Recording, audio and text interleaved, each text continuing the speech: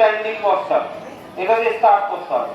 এইবার ওয়ানে হলো করতে হবে, বুকে নমস্কার। 1 2 অর্ধচন্দ্র আসন, ভালো করে রাখো, কানের সাথে হাত এইভাবে অর্ধচন্দ্র, এটা 2 3 পদহস্ত আসন, মাথা টাচ করেছে, হাত এখানে রেখেছে। 4 রাইট লেগ ব্যাক, ডান পা পেছনে নিয়ে গেল 4 5 লেফট লেগ ব্যাক প্ল্যাঙ্ক, 6 অষ্টাঙ্গ গোনা, এটা ভালো করে দেখো, হাঁটু আর চিন আর চেস্ট কাজ করেছে। 7 সর্পা আসন, সাপের মতো রেখে রাখো উপর দিকে উঠেছে।